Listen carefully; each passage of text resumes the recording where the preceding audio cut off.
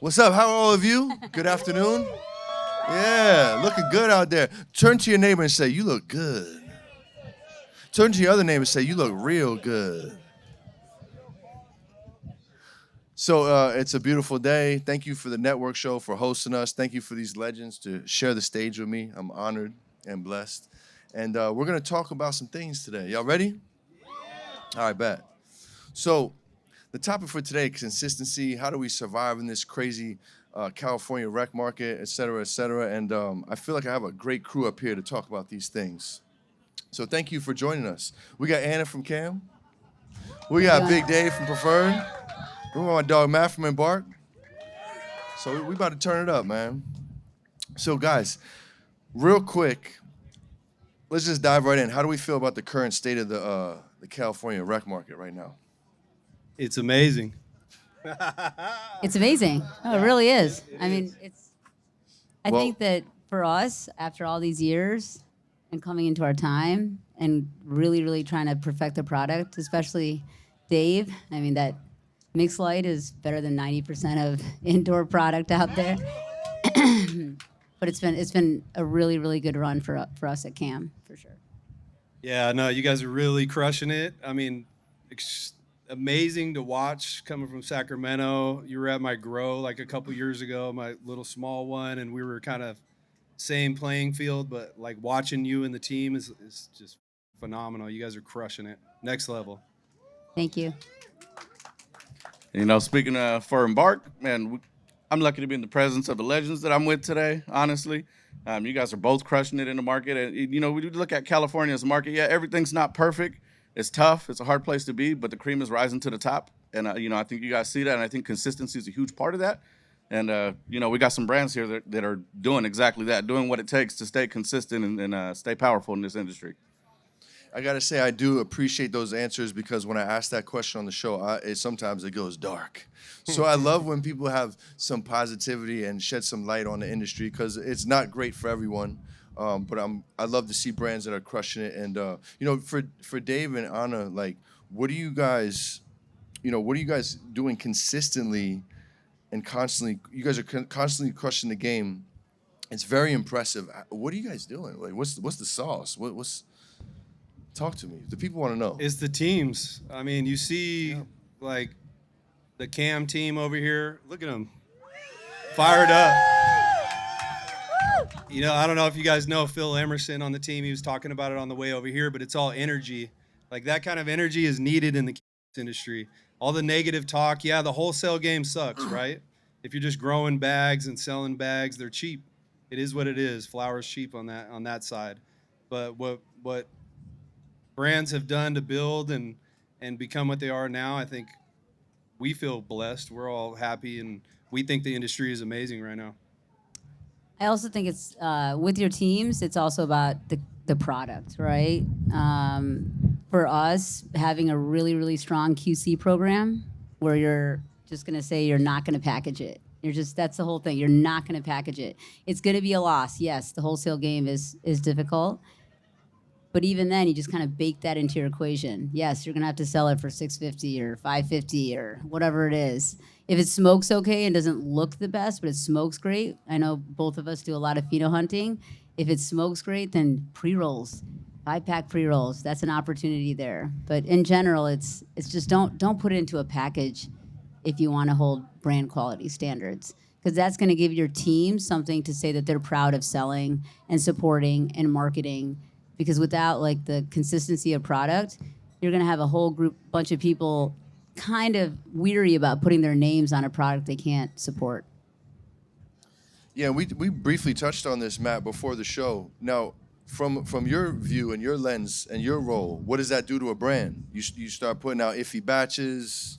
Touch on that. Right. And over the years, you know, being in, I've seen brands that have come out with amazing product, and then, you know, a couple batches later, maybe it's not matching what it was the first time. And for a customer, all it really takes is one bad experience for them to say, you know what, I had that brand last time I had it, I didn't like it. I want to try something else, right? And from then, if that brand that they pick and choose is consistent, they start flowing that way. So it's really easy for a brand to lose traction, even a retailer, right? Even us as a retailer, if we get a customer a product that is something, you know, it's subpar for what they were expecting to get, we might lose that customer, and then they might be headed to the next shop, right? So I think when we talk about consistency and how important it is, Anna will give me a call and say, hey, this has been there a little while. I just saw the newest inventory report. Let's get rid of this. Let's put some fresh stuff in there, because I want every customer that's buying our product, to have the best representation of it. And I think that's amazing. Yeah, that's the sauce right there for sure. Yeah, grading, like what Anna said, there's a home for everything. It's got to go in pre-rolls. It needs to be wholesaled.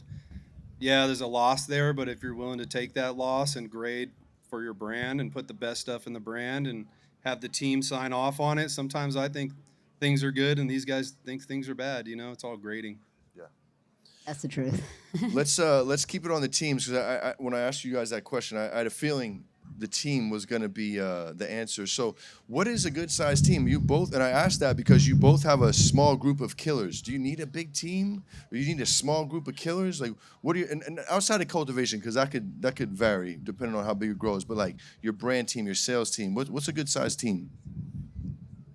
I think you want to scale according to what your targeted goals are. So I think overhiring or overproducing or overpackaging kind of hurts your narrative, especially if you're not doing it with territories. In the beginning, it was just me, Brendan, and Nico. I mean, we did like all of those tasks. And then with Dylan and Spencer, and then also from the team's perspective, you want to have succession planning. Once Michelle joined, she joined having a lot of background in sales. So you're going to, as you scale, you're going to add people to the team that have been successful at their roles in other companies. So No doubt. I say a good target is somewhere between 15 and 25 people. Once you're really at scale, when you're in 600 some shops on the sales and marketing side, and then with Ricky, with our brand ambassador program, with G, with our marketing programs, that's kind of the heart of the brand and the face of the brand. So No doubt.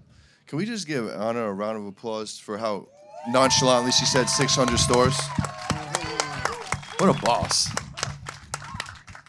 What about you, Dave? What do you think? Perfect sized team.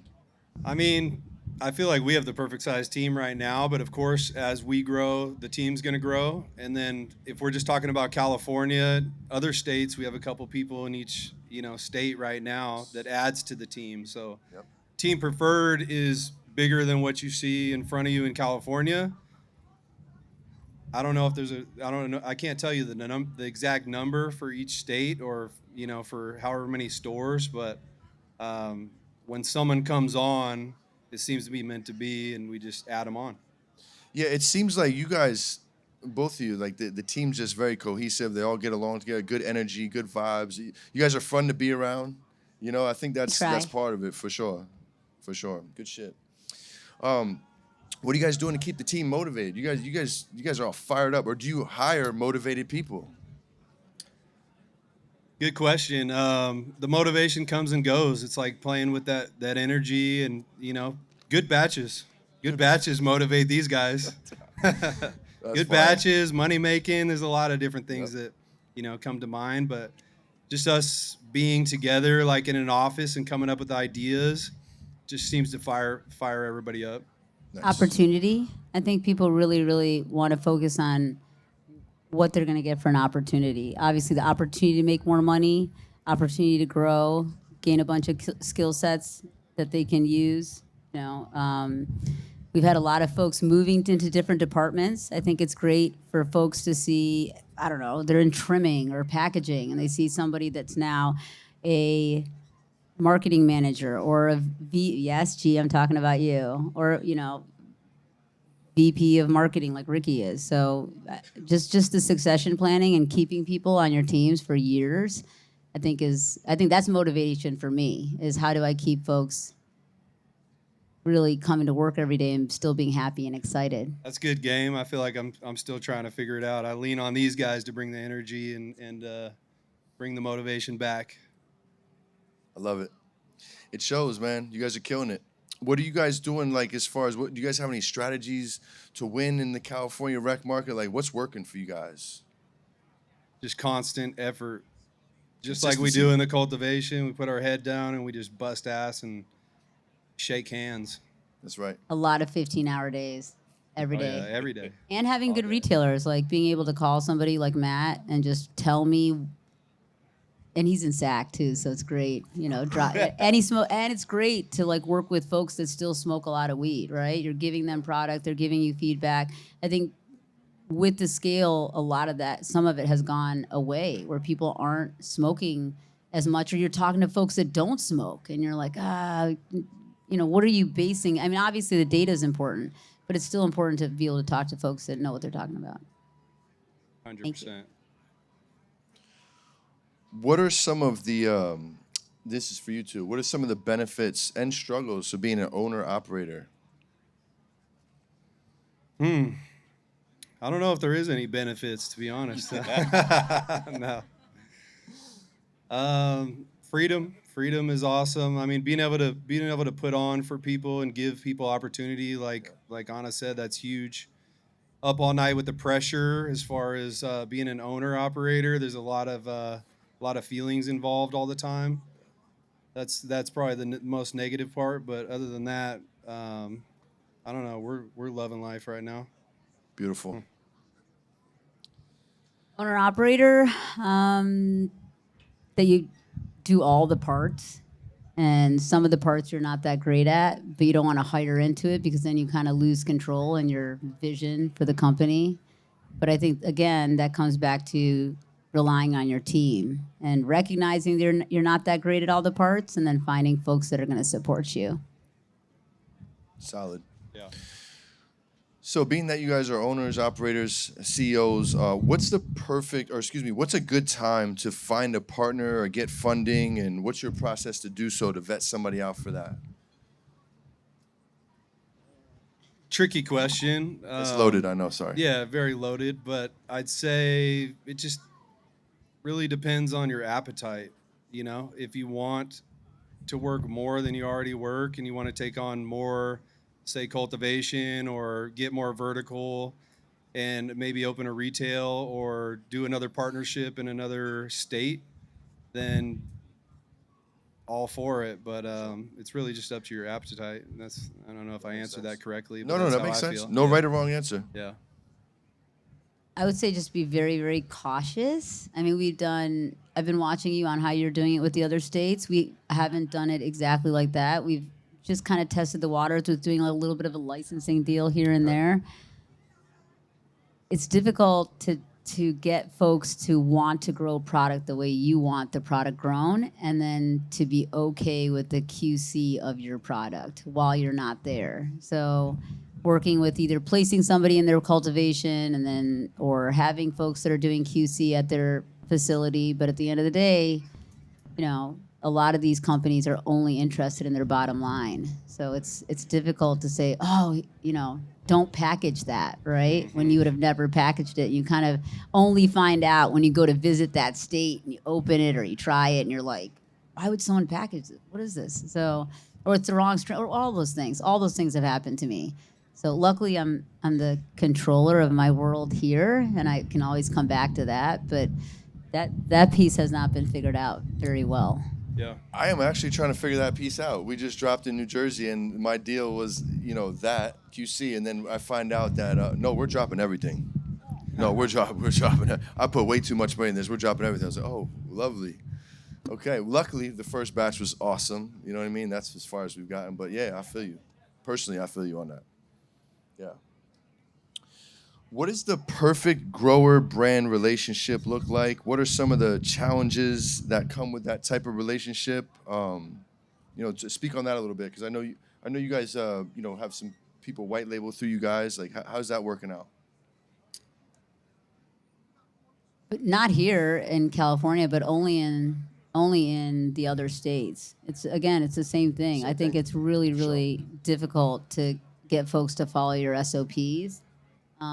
For brands that are just a brand and they're looking for a cultivator or a white labeler, I would say make sure that they have the capacity and they're passionate about your brand to partner up. So those folks have to kind of become an integral part of, loving CAM or loving Preferred. And that's going to take, usually either someone like myself going out there and talking to them about the cultivation end, or Dave going out there and talking to them about the cultivation end over and over again, for them to feel part of the brand. Because they don't feel that, they're not gonna really care all that much.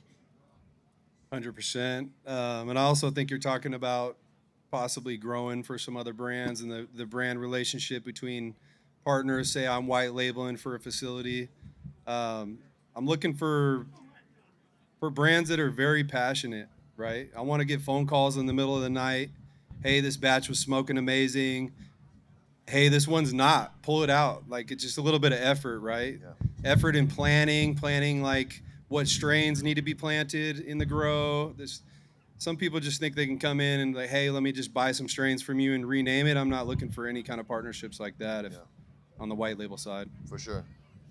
Yeah, I think that makes it more authentic too when you come with your own lineup, your own genetics, and then you can take the load that you asked for. You know what I'm saying? Like, yeah, that's all very important with a grower brand relationship for sure. Also, making sure if you're just a brand, that you're making sure that the grower's actually making money. That's kind of important. That means you're helping with the sell through, whether that's involving your sales team on, what do you think you can sell? What are you hearing from the market? Those types of questions. Relying on talking to folks like Matt, like, hey, what is going well? What strains are you seeing? What is, hey, we're thinking about, menu planning starts over 120 days. Like, that's literally, we're planning for March, April, May, right? So want to try to talk to your retailers, try to talk to the customers, try to talk to the bud tenders.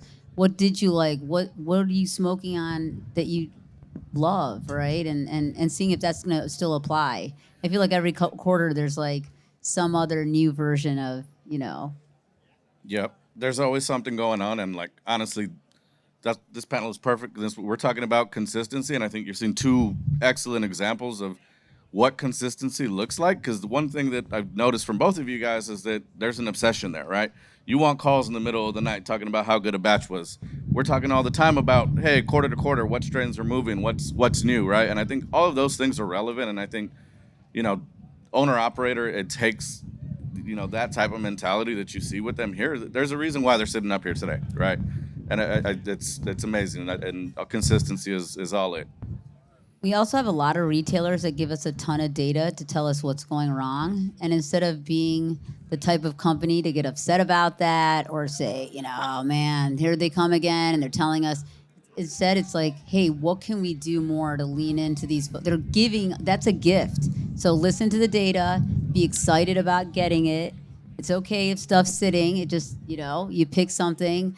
Then again, going back to the sales team and saying, hey guys, you wanted us to grow some of this stuff, like, it's not exactly what we thought. Should we kill it off? And then also killing off strains, maybe keep it in stasis, but killing them off fast when you realize it's not going to go well. Yep. Like the negative conversations are kind of the only thing that we actually have time for now, and they're the most important, right? It's like, if there's an issue, please just get in my face and tell me, so I can make a move before I take a loss for 12 months straight, and we have products sitting on the shelf. Right. Don't be shy. Don't be shy, please. Yeah. Please. I'm talking to you. Hey, Yeah. that's Just my job. tell me if it's horrible. It's fine. And you guys know this very well. It's 100% my job to tell you guys the truth, and that's exactly what I come out and do every time, right? And I think that's what makes a great, brand and retailer relationship, right? Is that just full transparency. If we can give it to the brand straight, brand can take that information and use it constructively to help the brand overall, which is what really I know most brands are actually looking for, right? It goes a long, long way. And for the smaller retailers out there, the more you can give any type of like data analytics and get engaged with your brands, that's going to help you sell through faster and compete in this kind of market of line item discounts and sales and deal days. And all of those things are hard and relatively relevant for folks like us. I think both of us come from like a land of, we'll tell you what you're going to smoke. And I like it, so you should like it. But now it's completely the opposite. I actually try not to give any input at all. Like, I try to listen to my sales team and marketing teams, and it's difficult, but it's the right way to do it. I can see that because in cultivating, you have to make decisions for 4 to 6 months later, and it's like you can't just pull the brakes and the plug on something like. So that is very important that you're getting that info from the field. And you kind of answered the question I was about to ask. What is and maybe you can elaborate more on it. What is the perfect relationship between a dispensary and a brand? What's Yeah, if you had to just textbook that? Yeah. I mean, I think the piece that I just touched on, the most importantly, transparency, right? Yep. I think that goes further than anything else. And it's transparency all the way through, right? One of the things that we're doing at Embark right now is we have our entire 2026 marketing calendar set up for the entire year, right? We've gotten with a lot of our top brands. We've talked this through, what our goals are. We've talked to them, hey, what are your goals as a brand? And how do we achieve these things together versus, hey, this is our sales strategy. Okay, this is our selling strategy. We might have something clash. No, it's getting together with the brands and saying, this is our combined goals. We're all kind of reaching for the same North Star.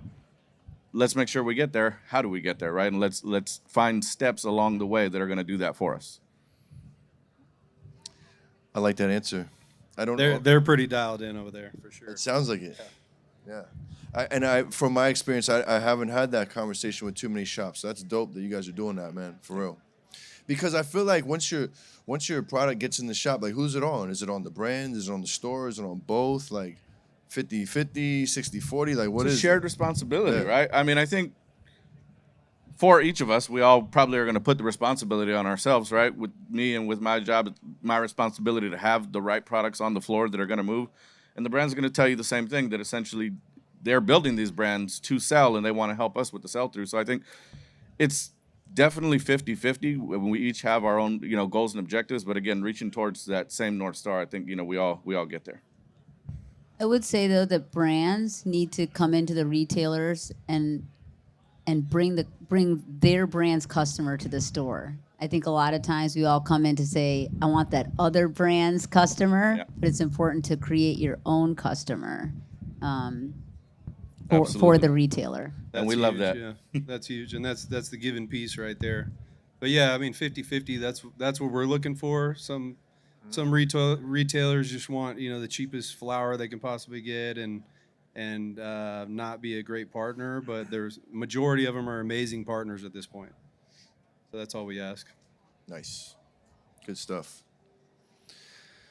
Well, we're going to move it over to flour. Does top shelf flour still have a place in the rec market? I know the people's pockets are tight. The economy's not in a great place. I'm seeing a huge demand for cheaper flour and preferred mixed light and veggie pizza. But like, what do you think? What's your thoughts on that? You're on the front lines, bro. Hit Yeah, me. no, absolutely. There's a huge market for top shelf flour. I think that you're absolutely right. We're on an economical cycle right now. We're seeing a ton of people buying value product, looking for the best quality for the price that they can get. But secondary to that, right now in the market is top shelf flour. It's the middle ground that's kind of struggling a little bit more, right? And I think when you look at the way our menus are curated today, we try to carry a lot of options of the top shelf because really those are the brands that are driving people in. When we talk about bringing in your customers to our shops, we want to bring in the fans of every different brand. We want to bring those into our shops, and honestly, the top shelf brands are the ones that are driving a lot of that, right? And a lot of times you get people that they love the brands. Maybe pockets are a little bit tight, like you mentioned. It's not the best market out there, but they're still going to buy their preferred mixed light and their Cam 8 in the same purchase because they got to have one to last them throughout the week and one for the weekend when, you're with the homies and you want to have something nice to pull out and show off, you're reaching for your Cam, right? Nice. I also feel like a lot of people have figured it out. That's the other part of it. So there's a lot of folks that are being able to grow better flour at a better price, and they're willing to make a lot less margin on it. The issue there is you're not going to be able to grow your teams. You're not going to be able to give Christmas bonuses. You're not going to give all the things that you need to do to make a company run, make people feel good. That's what ends up hurting. So for us, it's just about keeping the margin, working with the retailer. But for us, it's really about making sure that we're taking care of our internal staff. Nice. That's you guys. Love it. Matt, what do you think the percentage of people coming into a shop know actually what they want to buy? Are they here for this? Or are they coming to the bud tenders to say, hey, walk me through this? A little bit of both. I still feel like, although we've been, in its legal market for quite some time now, right? We're about 7 years deep into this. There are still a ton of folks that come into shops and they don't know exactly what they're looking for, right? So the frontline retail, bud tenders, reception, they're absolutely huge. They're humongous in terms of their importance to this whole thing, right? Because they're the ones that, based on their recommendations, that's where these customers are going to start to travel, the products that they're going to start to pick up, right? We do see that, obviously, with time, that's getting a little better, right? That we do get more and more folks as time has gone on that come in and they know exactly what brand they're looking for, beyond just what their price budget is, right? And that's a great thing. We love that. We love seeing that in the industry, people that are educating themselves. They're asking about terpenes. They're asking about things other than THC percentage, which is something that I know all of us have been trying to get away from for a very long time. But we're starting to get those questions a little bit. But I would still say, like, if I had to give it a percentage, it's still somewhere 65-70% of the customers are still kind of more the kind of curious, or even if they are cannabis smokers, they're still asking the questions and trusting the bud tender's recommendations. Did you say canna curious? Yeah. That's fire. Don't forget where you heard it first. That was fire. Oh, that ain't Canna me. That's been curious. around for sure, but Okay. Okay. Nice. Brand ambassadors. Brand ambassadors. Yep. People have gone through different phases. I've watched companies get rid of their brand ambassador program. For me, Chino, Misa, everyone that has been a brand ambassador, they're the ones that are providing your story to the customer. So the more you can get those folks talking to a customer because they're not sure on what they should buy, that's your in-store moment to do that. And I don't know who does it better than the Cam crew, because y'all just look like y'all having fun in there, man, lighting it up. Like, yeah, man, you guys have a great brand ambassador team, and it should be studied. What do you think product SKUs are selling the most, Matt? What are you seeing out there? Is it still pre-rolls, vapes? What do you think? You know what? So historically, it's been flower, right? And Okay. past couple years, we're seeing huge uptick in cartridges. In the Embark footprint, we actually are seeing cartridges have now overtook flower as the number one category. And even in my past experience, we were seeing the same thing. It was going that way already. Pre-rolls are definitely kicking up. Flower still hangs really tight at the number 2 spot, super close to carts. I do think, a lot of that is due to where the customer is, right? I think when we talk about recreational legal, being 21 and over coming in, we're getting a lot of people that are in their young 20s, right? 21 through 25. A lot of their first weed experiences, it's not with an eighth of flower that you're rolling up themselves. And I mean, to be honest, I've come across a lot of folks that don't even know how to roll anymore. Their first experience is, vape pen, wherever it may be, right? 21 and over only. Or, they're having pre-rolls because, a lot of brands are producing pretty solid pre-rolls at this point, right? I think the market has evolved. So we're seeing a ton of traction in those areas, but I still think at the end of the day, flower is the driving force. Whether or not it is the number one selling product within our stores today, it's still the driving force of the entire industry. I love to hear that. Thank you. Yeah, thank you. You hurt my feelings with the vapes and pre-rolls. I'm feeling and really I came sad back about with the that. flower. I know. Yeah, we're back, baby. We're back. And shout out to all the rollers out there, like really giving the customers a good experience on how good the flower is. Because as a roller, I roll a lot of joints or doinks, whatever you want to call them, and that could really change the quality of the experience. You know what I'm saying? How good you roll it. So I understand why people get the pre-rolls. You know what I mean? Yep. These little youngsters can't roll no joints. Convenience. Yeah. Convenience. Convenience delivery is everything system. these days, Yeah. right? That's kind of where we're at. Yeah. I mean, who got 20, 30 minutes to roll a perfect doink? I mean, come on. Trappers. Shout out to the trappers.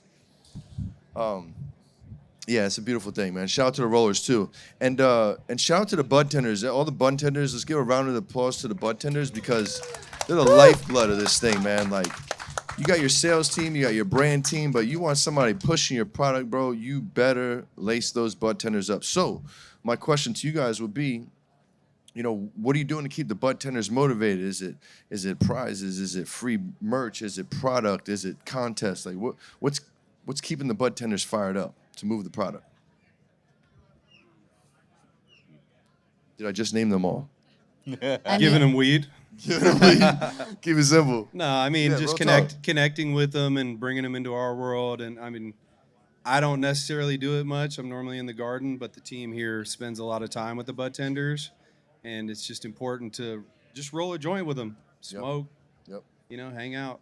we do a lot of programs. We work with retailers to, make sure we're spending our marketing dollars or whatever you want to call it in the right places. And we've done a lot of programs where it's the top 5 bud tenders, but then we realize the intake person doesn't, get anything, or the front desk, and they're all part of that conversation of making it work, or being a fan of Cam, or even the security guard, just making sure. And so that comes into sampling.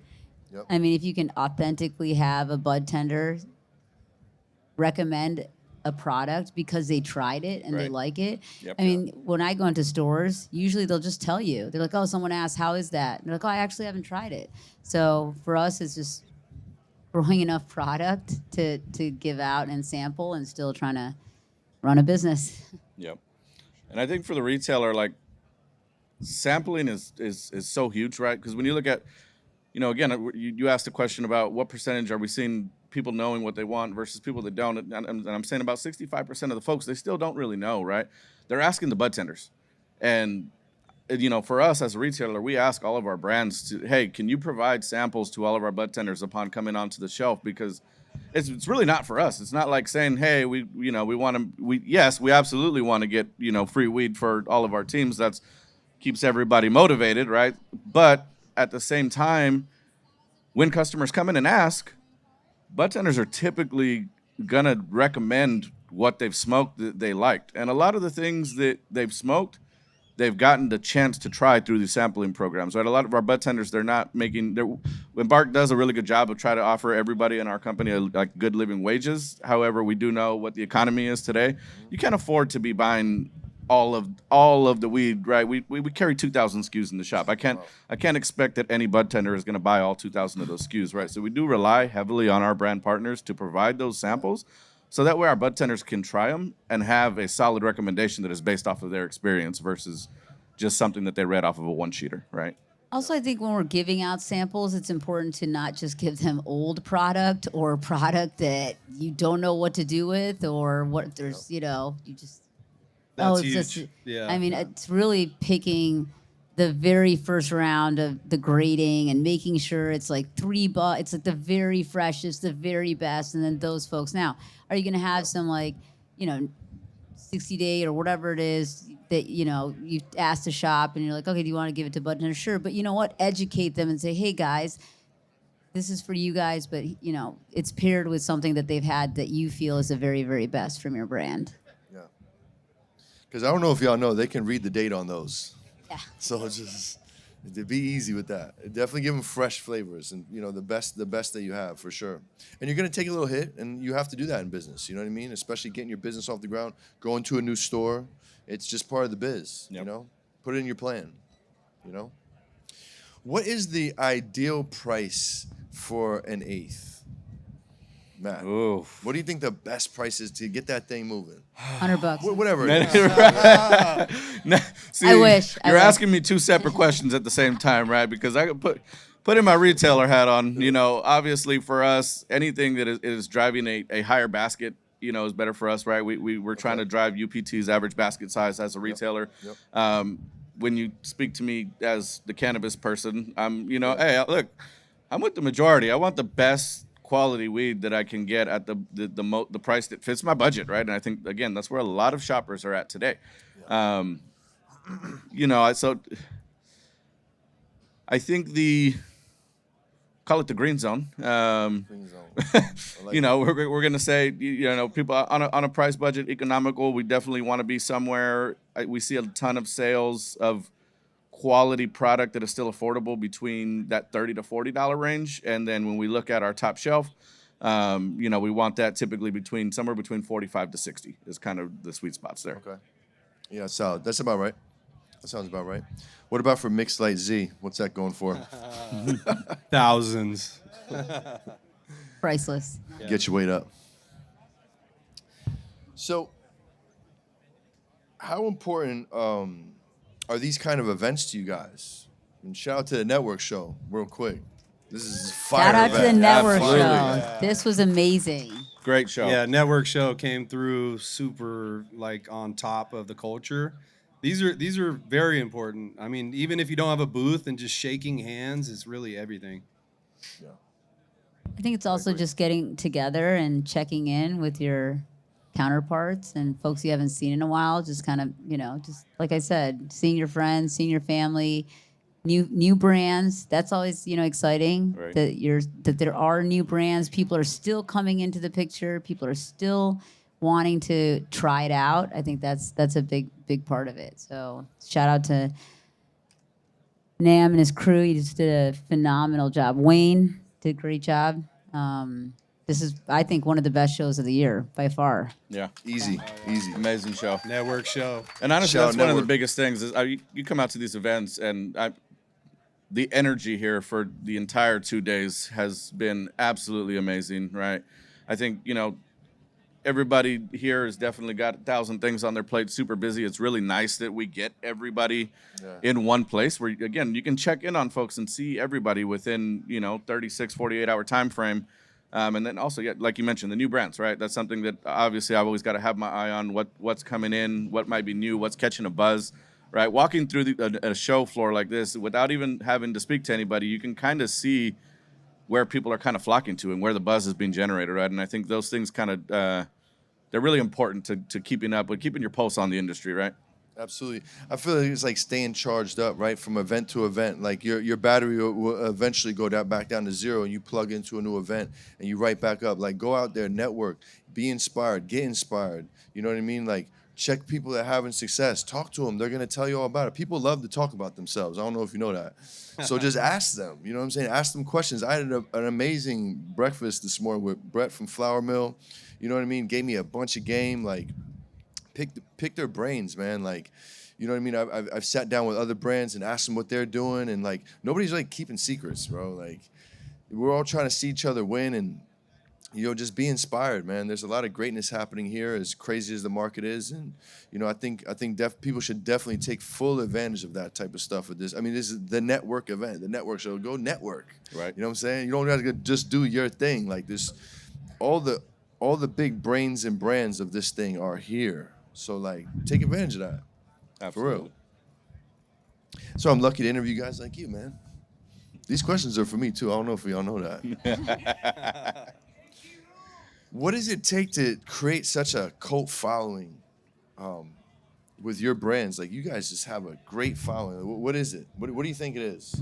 You guys just that good, or what's up? No, it's the people. It's the people. It's the team that gets up every day and shows up for Cam. I think. Hell yeah. And then as we add new team members, just having that core group of people that have been with us 4 years that can kind of tell the story and tell the narrative, and having good flour. And like I said, the consistency, having good flour and being proud of what you're putting out. I still think there's a lot of room for all the folks, especially the legacy folks. Like, I mean, for me and Dave, like I always just get excited seeing you win every day, for sure. So. Same, yeah. I mean, the people. It's the red shirts in the audience. It's all the people sitting down watching the show. It's the network show. It's the handshaking. That's what it is. I mean, we're all just like creating a family and the word of mouth. I talk to Alex. He talks to the next person, and that's how it builds. It's been 20 years, so I think that's where the following comes from. Not just the flour. Flour's cool too, though. No doubt. And I didn't even know you were rocking for 20 years with Preferred. That's crazy. Wow. Not the brand, but Well, yeah, in just general. weed. In general. Yeah. Yeah. Same here. Yeah.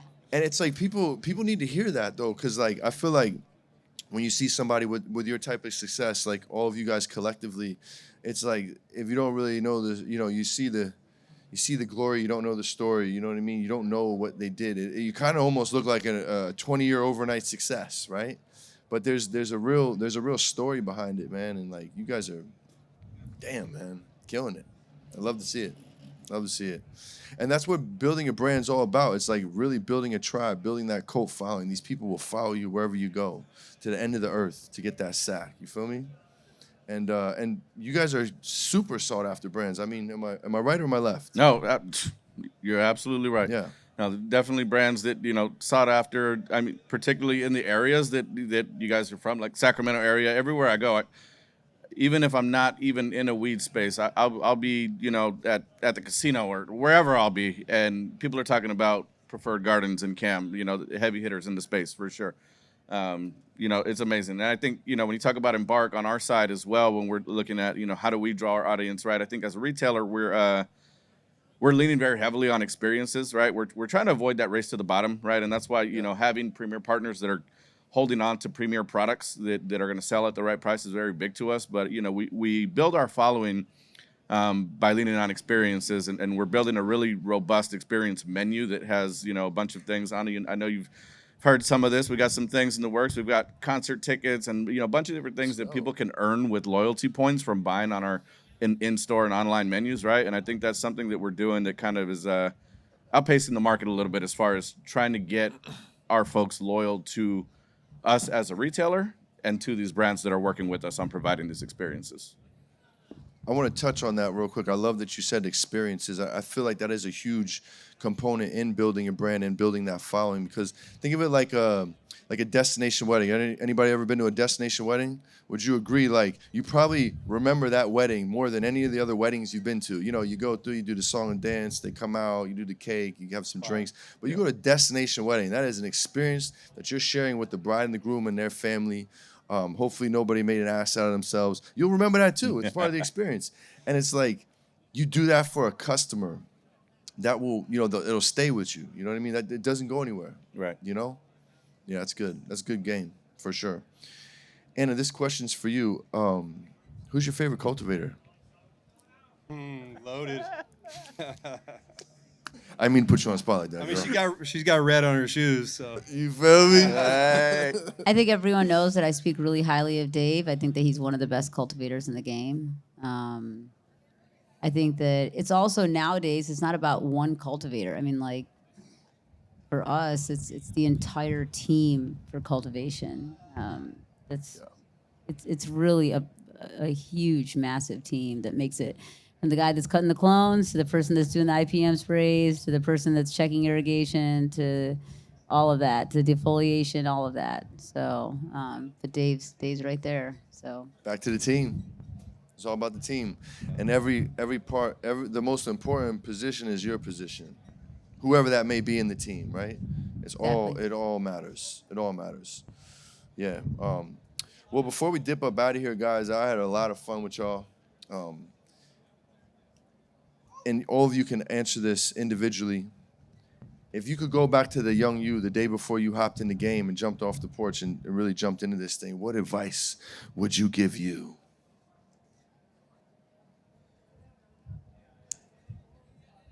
you gotta have a strong backbone to be in this for a long period of time. I think it's at least a little more safer. No doubt. For the folks that really took that risk, doing 6 lighters and 8 lighters, but just know that it's a journey and enjoy that journey. So the starting is hard, the middle parts are hard, getting to the top is hard, staying at the top is hard, having a little bit fallback is, all of those parts are difficult. If you can kind of learn from those difficult times, and like you said, if your plan is to raise capital, all of those are a opportunity for learning and growing a company, and try to do it with folks that you really love. Love that answer. Beautiful. Yeah, so I would believe in myself a lot more like I do now. I would also put trust into other people like I do now. If I did this earlier, I think we would be in a much bigger position. Not that we're in not a nice position now, but yeah, I think we would. I'd do a lot more, not trying to do it all myself. Now that I trust my team, the things are just growing at a rapid pace. So I think I should have done that a long time ago. Love that answer too. That's kind of where I am in life. I need more of me, so We gotta expand the team, bruv. They're just way better than me. That's Right. just the truth. Right. Yes, that's For a bigger sure. part of it. All the folks that are in their roles today are much better at those jobs than I tried to be. So I think that's really important. Finding people that you trust and so they get to the next level. I think for me, biggest thing I would have told myself now, looking at myself then when I got into the game, is don't hesitate. Go for it. Yep. Network. Get out there. Use shows like this to, kind of make your name and, get others to know who you are. Learn about other people. Learn about processes. Learn absolutely everything you can about the industry.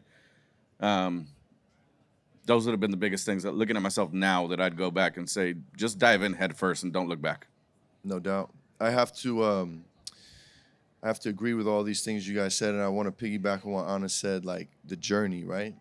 I feel like so many of us are just so focused on the end result. Like when you're an entrepreneur, when you're in business, when you're doing this kind of thing, like you have to enjoy the journey. The journey is where you meet the real you. The journey is where you see how tough you really are. The journey is the reward. That's the sauce right there. Like it's not like we get to the finish line, whatever that may look like for you, and like, whew, we did it. All right. No, what's next? What's next? There's always something, and that finish line is always moving, and that's okay. You know what I mean? I want my last day in this thing to be my first day in heaven. You feel me? Like I want to do this forever, right? It's just enjoy the journey. Don't get caught up, man. The journey is where you want to be, and just keep moving forward. Keep good people like this around you. Make sure you have a good team. Support your team. Be thankful for your team. And do good business, keep your heart pure, and I think everything will work out for you, That's all I got, guys. Thank you, guys. Thank you, everybody. Thank you. Thank Thank you you, so guys. much for listening to us. I appreciate y'all. Thank you guys for sharing the stage with us. It's an absolute honor and a blessing. You're And thank you amazing. to the network show for allowing us to come here and talk to you beautiful people, man. Appreciate y'all, man. Peace, love, good pizza. We up out of here. Thanks, guys. Ciao.